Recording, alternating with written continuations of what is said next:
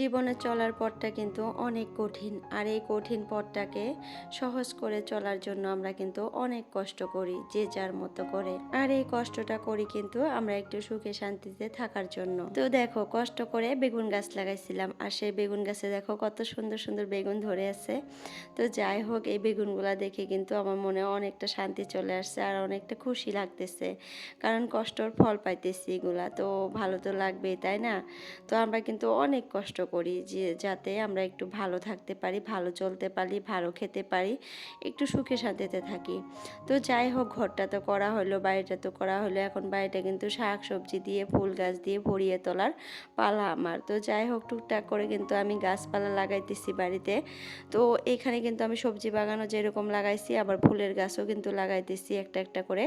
একবারে তো আর সব সম্ভব না, তো একটা একটা করে লাগাবো আস্তে আস্তে করেই। আর অত তাড়াহুড়ার কাজ কিন্তু ভালো হয় না, একটু মানে স্লোলি বা দেখে শুনে একটু ধৈর্য ধরে যে কোনো কাজ করলে কিন্তু কাজটা ভালো হয়, ফলটা আর কি ভালো পাওয়া যায়। আর এগুলা কিন্তু ওইরকম কাজ না যে একদিনেই সব কিছু করে ফেলবো। তো যাই হোক, দেখো এখানে আমার সবজি বাগানে সবজিও ধরতেছে। এই যে দেখো, টমেটো গাছের মধ্যে টমেটো ধরছে, দেখছো? এখানে কিন্তু 2টা টমেটো ধরছে, আর ওইখানে 3টা না 4টা বেগুন গাছে কিন্তু অনেকগুলাই বেগুন আসছে। আবার মরিচ গাছেও কিন্তু অনেক মরিচের মানে ফুল আসছে, আবার মরিচও ধরছে। তো এই পাশে কিন্তু দেখো ভেন্ডি, লেসরা, শসা, করলা সব কিছুই কিন্তু লাগাইছে। এই জায়গাটাতে অনেক কিছু গাছই আছে। তো এখানে কিন্তু দেখো বস্তার মধ্যে আমি করলা গাছ লাগাইছি। আর এই যে একটা দেখো মাটির মধ্যে মিষ্টি কুমড়া হয়েছে, এটা কিন্তু মাটির মধ্যে রেখে দেবো ভাবছি। এইটা আর চালের মধ্যে দিব না বা জাংলায় দিব না, এইটা এইভাবে মাটির মধ্যেই থাকবে, মাটিতেই আর কি। মিষ্টি কুমড়া কিন্তু মাটিতেও হয়, তো যার জন্য কিন্তু ওইটা মাটিতেই রাখলাম। আর এই যে দেখো শসা গাছটা, এই যে মানে ক্যামেরার সামনেই আমার। আর এই শসা গাছেও কিন্তু অনেক ফুল আসতেছে, দেখা যাইতেছে না। তো হয়তো 1 সপ্তাহ 10 দিনের মধ্যে কিন্তু এইটাতে শসাও ধরবে। তো যাই হোক, গাছের কালারটা একটু রেড রেড কালার হয়ে গেছে, কেন জানি না, সার মাটি সব কিছুই কিন্তু দিছি। তারপরেও গাছের কালারটা দেখো মানে সবুজের থেকে একটু মানে কালারটা চেঞ্জ হয়ে গেছে, লাল লাল হয়ে গেছে। তো দেখা যাক কি হয়। তো এখানে দেখো আমি কয়েকটা ডাঙা তুলে নিতেছি, কারণ আজকে রান্না করব, সবজির সাথে মিক্স করব। তো যার জন্য কয়েকটা ডাঙা তুলে নিতেছি। আর ডাঙাগুলো খুব সুন্দর হয়েছিল, কিন্তু উপরে জাংলা থাকার জন্য হয়তো ডাঙাগুলো নষ্ট হয়ে যেতেছে আস্তে আস্তে করে। কেউ বা একজন আমাকে বলছিল যে উপরে জাংলা থাকলে তলে সবজি হতে চায় না সহজে। তো সেটাই দেখলাম যে সত্যি হয়ে যাইতেছে। যতদিন মানে উপরে জাংলাটা ছিল না, ততদিন ডাঙা গাছগুলো অনেক ভালো ছিল। আর যখন থেকে মানে উপরে জাংলাটা হয়ে গেছে, তার 10 দিন 15 দিন পরের থেকে দেখতেছি যে তলের গাছগুলা মানে মনে হয় যে সার বা রোদ বৃষ্টি এগুলা কেমন জানি পাইতেছে না, মনে হয় কোনো ভিটামিনের অভাব হয়ে গেছে, গাছগুলা কেমন জানি শুকনা শুকনা হয়ে গেছে। তো দেখো এখানে কয়েকটা ডাঙা তুলে নিয়ে আসলাম, আর ডাঙার পাতাগুলা মানে বুড়া পাতাগুলা যেগুলো বড় বড় পাতা হয়ে গেছে ওগুলো এখান থেকে ছাড়িয়ে নিয়ে যাইতেছি। আর এগুলা করতে করতে কেন মানে বাইরে অনেক বৃষ্টি চলে আসছে, তো ফোঁটা ফোঁটা বৃষ্টি পড়তেছে, আমি তাড়াতাড়ি করতেছি একটু। আর এই ডাঙাটা দেখো কত বড় হয়েছে, দেখছো? মানে ডাঙাগুলা কিন্তু মাশাআল্লাহ অনেক বড় বড় হয়ে গেছে। তো যাই হোক, এখনো কিন্তু বাজারে ওরকম ডাঙা উঠে নাই, কিন্তু আমি যে নিজের হাতে লাগানো গাছ থেকে মানে মানে বাগান থেকে ডাঙা তুলে রান্না করে খাইতেছি, এটা কিন্তু অনেক ভালো লাগতেছে। জাস্ট খালি এটা সিজন আসছে কিন্তু ডাঙা ভেন্ডি এগুলার এখন মানে টুকটাক বাজারে পাওয়া যায়, কিন্তু অনেক দাম, মানে এত দাম বগলে ঘেরা যায় না। তো সেখানে যদি বাড়িতে চাষ করে নিজের মানে বাগান থেকে তুলে খাওয়া যায়, অজস্র খেতে পারবেন, ইচ্ছা মতো খেতে পারবেন, যখন খাওয়ার ইচ্ছা যাবে তখন খাবেন, যে কয়টা লাগবে ওই কয়টা তুলবেন। এটাই কিন্তু আমাদের সুবিধা, তাই না? নিজের হাতে লাগানো মানে বাগান থেকে সবজি তুলে খাওয়ার এটাই একটা সুবিধা। তো যাই হোক, সবজি মানে ডাঙাগুলো সুন্দর করে পরিষ্কার করে পানি দিয়ে ধুয়ে তারপরে দেখো ঘরে নিয়ে আসলাম।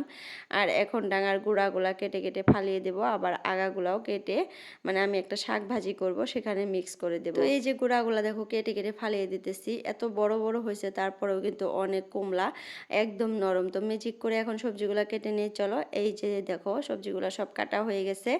আর এখানে আছে টমেটো, বেগুন, আলু আর ডাঙা। তো এই কটা সবজি দিয়ে আজকে পাঁচমিশালি মাছ দিয়ে রান্না করব। তো রান্নাটা তোমাদের সাথে শেয়ার করতে পারলাম না, সরি, মানে ভিডিও হয় নাই, ভিডিও অন করে রেখে আমি সবজিটা বসিয়ে দিছিলাম। কেন জানি না মাঝে মধ্যে আমার সাথে এরকম হয়, মানে ভিডিও অন করে আমি কাজ করি আর ভিডিওটা দেখি কি হয় নাই, মানে ভিডিওটা অন করি ঠিকই, ভালো করে অন করি না, 2বার যে ক্লিক করতে লাগবে ওইখানে 2বার না করে একবারে করে ফেলি, মানে তাড়াহুড়া করে ফেলি। তো তার জন্য কিন্তু ভিডিওটা আর কি হয় না।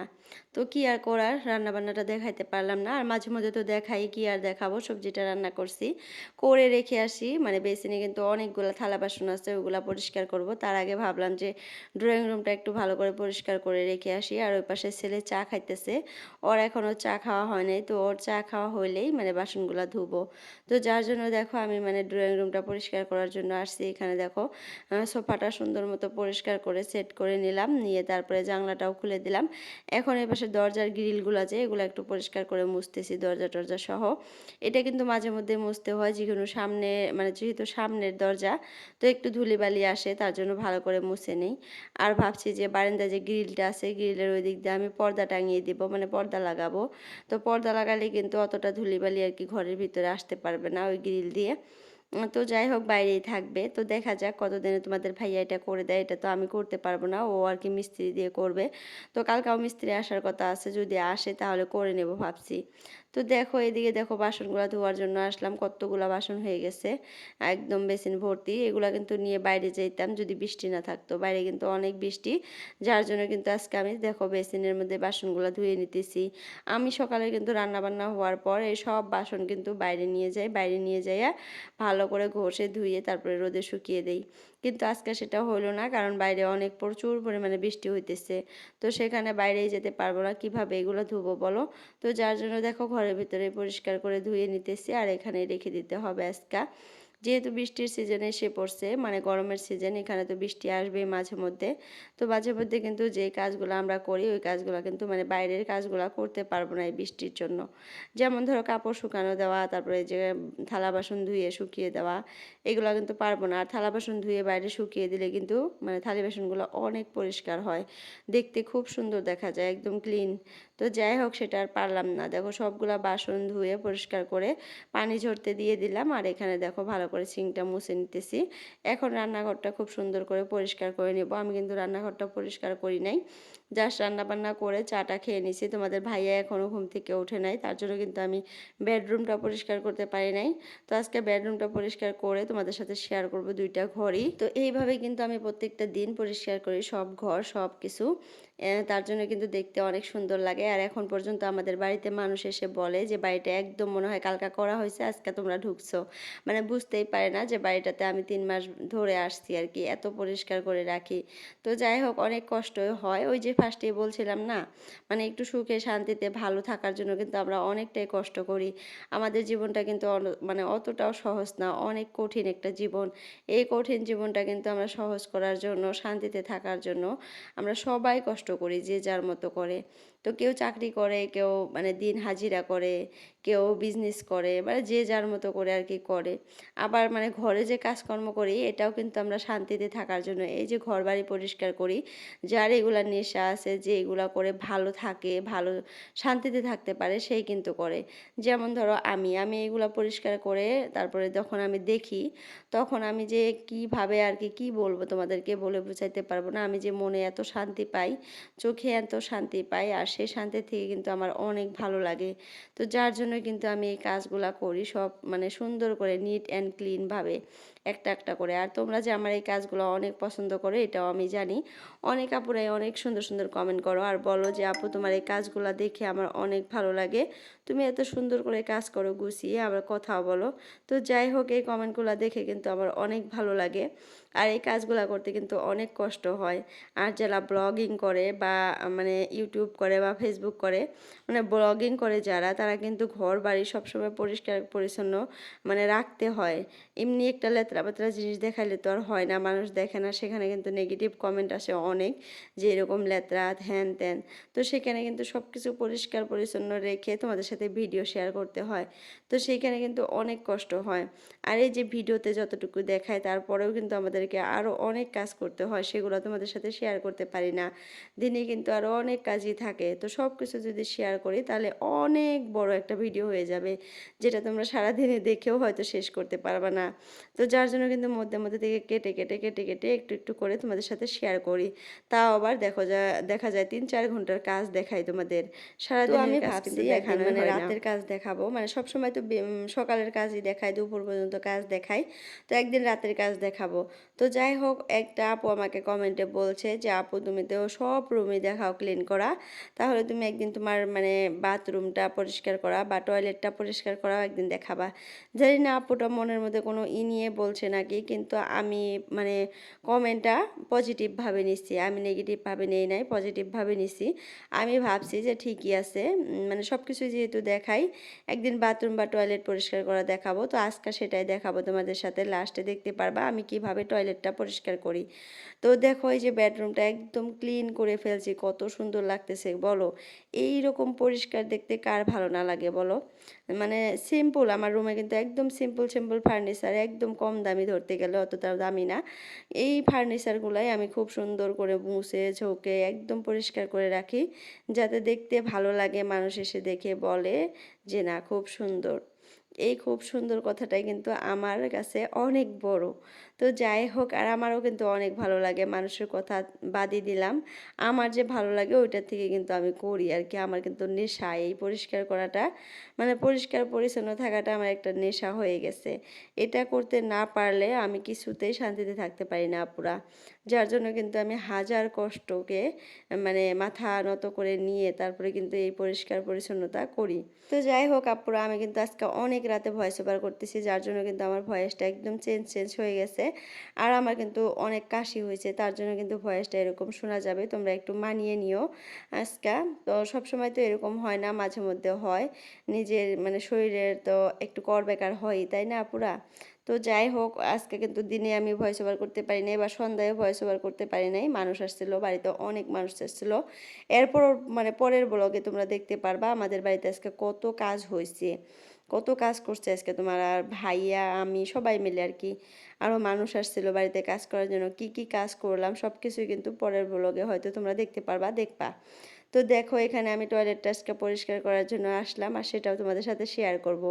আমি কিন্তু ভাবি নাই কোনোদিন টয়লেট বাথরুম এগুলো পরিষ্কার করা তোমাদেরকে দেখাবো, কিন্তু ওই আপুটার কমেন্টের জন্য কিন্তু আজকে আমি দেখাইতেছি।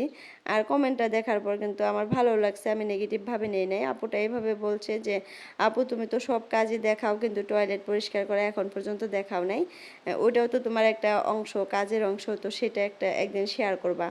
তো তার জন্যই কিন্তু আজকে আমি এটা শেয়ার করলাম আপুরা, তোমরা মনে কিছু মানে ভাইবো না। তো যাই হোক, এটা বাকি ছিল আমার, এটাই করে দিলাম তোমাদেরকে। আর আগে দেখো আমি হারপিকটা দিয়ে রাখছিলাম, দিয়ে ভালো করে ঘষে ঘষে হারপিকটা রেখে দিয়েছিলাম, রেখে বাইরে আরও অনেক কাজ করে তারপরে আসছি আবার টয়লেটটা পরিষ্কার করার জন্য।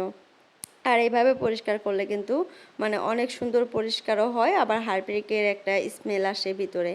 তো তোমাদের ভাইয়াকে কিন্তু অনেক দিন থেকে বলতেছি যে ল্যাট্রিনের ভিতরে আর কি, টয়লেটের ভিতরে একটা কেমন জানি মানে সেন্ট আছে সাবানের মতো, ওইটা রেখে দিলেই মানে অনেক সেন্ট বের হয়।